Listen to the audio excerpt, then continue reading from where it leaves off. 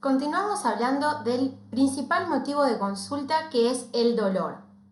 Una de las preguntas que tenemos que hacer, de varias que vamos a ir viendo en esta clase, es ¿hace cuánto tiempo que el paciente presenta dolor? Y esto nos permite clasificar al dolor fundamentalmente en dos grupos. Dolor de origen, o mejor dicho, de tiempo corto, breve, que son los dolores agudos, y dolor que persiste en el tiempo, dolores de tipo crónico. Más que saber si se trata de un dolor agudo crónico, lo que nos interesa a nosotros es poder identificar cómo responde el paciente frente a estos dos tipos de dolores. Los dolores de tipo agudo, como el nombre lo dice, suelen ser de poco tiempo de duración. Esto permite al paciente muchas veces identificar cuál es la causa del dolor.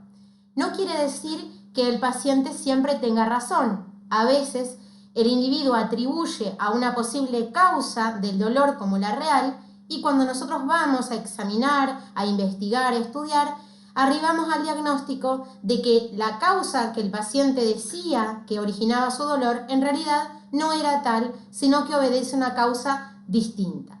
Por lo común, el paciente puede precisar bastante bien en horas o en días cuándo fue la última vez que estuvo sin dolor. El dolor de tipo agudo suele estar asociado más bien a respuestas de tipo simpática, con un paciente rubicundo, un paciente que tiene aumento de la tensión muscular. El objetivo de esto es tratar de apagar, de disminuir, de atenuar el dolor. Un claro ejemplo es cuando nosotros, por ejemplo, nos lastimamos, nos damos un buen golpe y en los primeros minutos o incluso en la primera hora no sentimos tanto dolor. Cuando nos vamos relajando, cuando ese estímulo se va alejando en el tiempo, nos empieza a doler en toda la región donde nos golpeamos o incluso en más lugares. Esto se evidencia en estos pacientes del dolor agudo con respuestas, por lo tanto, autonómicas, vegetativas, que lo que intentan es tratar de atenuar, de disminuir ese dolor agudo. Por el contrario, los dolores crónicos a veces hacen que el paciente no pueda identificar ni cuál fue la causa de ese dolor, ni pueda conocer en forma exacta o decirnos en forma exacta cuándo fue la última vez que estuvo sin dolor. A veces, no siempre, las respuestas suelen ser más vagas. No recuerdo si hace 3, 4, 6 meses, no sé si fue hace 1 o 2 años, más o menos. Son dolores donde el paciente muchas veces no puede identificar ni un tiempo ni una causa exactas del dolor. ¿Cuál es la importancia de los dolores de tipo crónico? A veces las respuestas a largo plazo lo que hacen es amplificar el dolor, y cada vez el paciente con dolor crónico va tolerando menos, va soportando menos el dolor porque se va amplificando, y esto muchas veces genera impactos psicológicos, genera impactos de cambios de la personalidad, o incluso van limitando las actividades que el paciente puede hacer. Si tiene mucho dolor a nivel mandibular o mucho dolor a nivel cervical, el paciente solo empieza a evitar esas situaciones que empeoran o amplifican el dolor de tipo crónico. Hay que tener en cuenta que a veces cuando le preguntamos hace cuánto tiempo le duele, nos permite saber si son dolores agudos o crónicos, pero no termina ahí el interrogatorio en cuanto al tiempo del dolor. No solamente me interesa saber hace cuánto le duele, sino cómo ha sido la evolución del dolor. No son iguales los dolores continuos que comienzan, se van manteniendo en el tiempo, incluso van empeorando, que aquellos dolores que inician y desaparecen rápidamente. Estos dolores súbitos que comienzan y desaparecen así en forma rápida, solemos utilizar el término paroxístico. Sé que son muchos nombres que se van incorporando, muchos términos que van apareciendo, pero tenemos que poder hablar con propiedad. Los dolores agudos de inicio y finalización súbita, rápida, se denominan dolores paroxísticos. Otros dolores pueden ser progresivos, que van y vienen en forma progresiva, cada vez van empeorando más, o dolores que se van manteniendo en el tiempo con igual intensidad. Por último, tenemos aquellos dolores que pueden estar presentes durante un tiempo y luego desaparecen para volver a aparecer, que se denominan dolores recidivantes. Conclusión de la primera pregunta. No solo me interesa preguntarle hace cuánto tiene dolor para saber si es agudo o crónico, sino saber cómo fue la evolución de ese dolor. ¿Empezó y finalizó de golpe? Dolor paroxístico. ¿Se ha mantenido en el tiempo en forma igual? Dolores continuos. ¿Se ha mantenido pero cada vez con más intensidad? Continuos progresivos. O aparecen y desaparecen con intervalos bastante amplios de tiempo. Hablamos de dolores recidivantes. A esto le vamos a volver a hablar varias clases y vamos a dar ejemplos clínicos de estos tipos de dolor. Siempre también va a ser importante preguntarle al paciente dónde le duele. Muchas veces no hace falta preguntar porque el paciente solo viene y cuando llega a la consulta le preguntamos ¿qué lo trae por acá? Bueno, tengo mucho dolor y nos marca, nos señala algún lugar a nivel orofacial. ¿Dónde duele? ¿En qué lugar? Que puede ser el origen o no del dolor, como vamos a ver en el próximo video. También va a ser importante preguntar, interrogar, si el dolor que aparece en determinado sitio se irradia. A veces el paciente no puede interpretar qué es la irradiación del dolor, entonces le preguntamos hacia dónde se va el dolor. ¿El dolor se corre hacia algún lado? ¿Duele otro lugar más además del primer sitio que él marcó? Solo a modo de ejemplo, yo les comparto este cuadro, no lo tienen que saber, solamente a modo de ejemplo, pero fíjense cómo dolores en los dientes inferiores, cómo se pueden irradiar, cómo pueden viajar a diferentes lugares, como el mentón, el ángulo de la mandíbula, incluso el oído.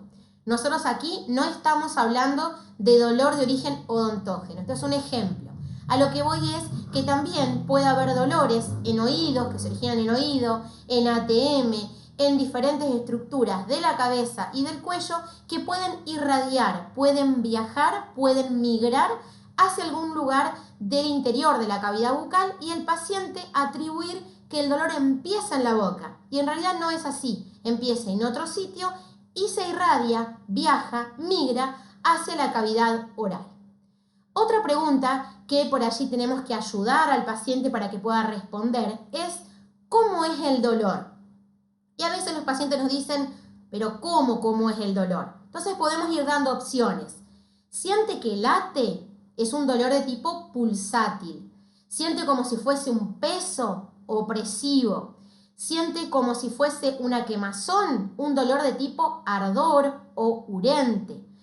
¿Usted siente que el dolor viene y se va en forma rápida, súbita y parece como si fuese un cólico? Bueno, el carácter justamente es del cólico o de retortijón. Eso muchas veces nosotros tenemos que ayudar al paciente. No es la idea que ustedes se aprendan todos los tipos de dolor, porque como vamos a ver, hay dolores que están fuera de la odontología, como por ejemplo el cólico biliar o un cólico renal, son nada más que ejemplos. Nosotros nos vamos a centrar en este cuatrimestre en los tipos de dolor que aparecen a nivel orofacial. Los más frecuentes son los dolores de tipo pulsátil y los dolores gravativos, opresivos, como si fuese de peso, que pueden afectar alguna estructura orofacial. Ofrecerle al paciente posibilidades para que él compare con algunos elementos conocidos de su vida cotidiana para poder responder cómo es el dolor, llegar al carácter o características que tiene ese dolor. Una pregunta más que forma parte de nuestra anamnesis obligada es que el paciente pueda responder ¿cuánto te duele? Bueno, muchas veces nos contestan me duele mucho y si no me doliera mucho no estaría acá. Pero con la pregunta ¿cuánto duele? Lo que nosotros vamos a intentar es cuantificar, poner en escala algo tan individual como es el dolor. ¿Y qué le podemos decir? Si 0 es que no tenés dolor y 10 fue el peor dolor que tuviste en tu vida, ¿cuánto tenés ahora de dolor? Entonces al paciente le damos lo que se denomina una escala visual análoga para que pueda contestar cuánto te duele. Aquí en esta diapositiva te comparto una de las escalas visuales análogas o EVA más comunes, que es marcar de 0 a 10. O a veces, sobre todo en los chicos, lo que vamos a utilizar es caritas o colores para que el chico, el niño o algún adulto con alguna dificultad o algún retraso pueda marcar con caritas cuánto tiene de dolor. La pregunta ¿cuánto duele? Permite clasificar al dolor de acuerdo a su intensidad 0 a 10, siendo 0 lo mínimo, 10 el máximo dolor tolerable. A veces, también para poder saber cuánto le duele al paciente, podemos ir a otras preguntas. Por ejemplo, decirle, ¿tuviste alguna vez un dolor tan fuerte? Entonces el paciente nos dice, no, peor fue cuando me tuvieron que hacer una extracción, peor fue cuando me traumaticé, peor fue aquella vez. Les damos opciones al paciente para que él compare a qué se parece este dolor, si tuvo algún otro dolor previo para poder comparar, o preguntarle cuánto le afecta el dolor a las actividades diarias, a su vida cotidiana. Y así podemos saber si es un dolor leve, no le va a afectar mucho las actividades diarias, y si es un dolor muy intenso, va a limitar su actividad cotidiana. Una pregunta más es muy importante. ¿Qué desencadena el dolor? ¿Qué empeora el dolor? ¿Es la masticación? ¿Es una bebida fría? ¿Un alimento frío? ¿Es el cepillado dental? ¿Es alguna actividad como hablar? ¿Algún alimento en particular? ¿Alguna postura que adopte el paciente y empeora el dolor? Son muy importantes estos factores agravantes que empeoran el dolor, porque a veces nos permiten empezar a sospechar cuál es la causa.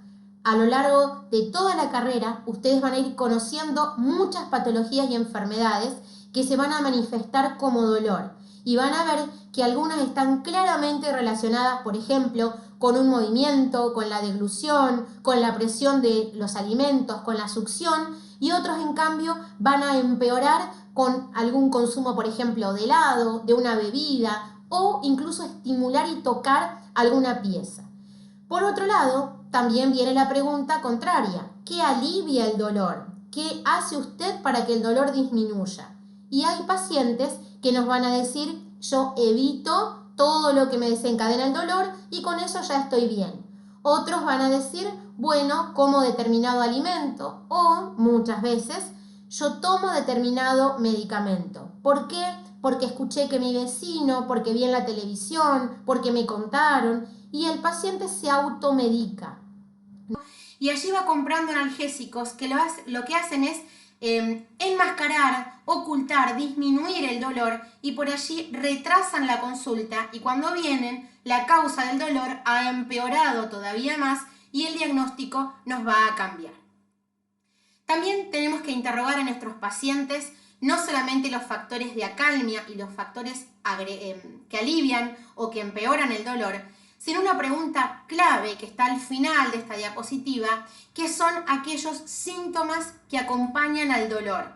Preguntarle, ¿tiene algo más? ¿Siente algo más aparte de dolor? Y allí nos puede decir una gran variedad de síntomas, que algunos los vamos a ver en semio, otros más adelante, que pueden acompañar al dolor, como la falta de aire, fiebre, el hinchazón, edema o cambios de temperatura que acompañan al dolor. La anamnesis, el interrogatorio del dolor, tiene que incluir entonces su antigüedad y cómo ha sido la evolución en el tiempo, la localización, intensidad, su característica o carácter, los factores que lo empeoran y los factores que lo alivian, si se irradia hacia algún lado, y los síntomas y signos acompañantes. Se han elaborado muchas reglas mnemotécnicas con el objetivo de que nosotros podamos recordar, sobre todo cuando no tenemos tanta práctica, diferentes preguntas que no me pueden faltar. Reglas mnemotécnicas como la que utiliza Argente, Alicias, donde habla de antigüedad, localización, irradiación, carácter, intensidad, agravantes y factores que alivian, y los síntomas y signos acompañantes. Otros han tenido reglas mnemotécnicas más elaboradas, como esta que también se utiliza en la bibliografía en inglés. Utilicen cualquiera de las dos, la que les sea más fácil recordar, pero el objetivo es que ustedes recuerden, sobre todo al principio, cuando estamos recién iniciando la práctica, qué preguntas sí o sí tienen que formar parte de nuestra anamnesis. Ya seguimos con la última parte del dolor.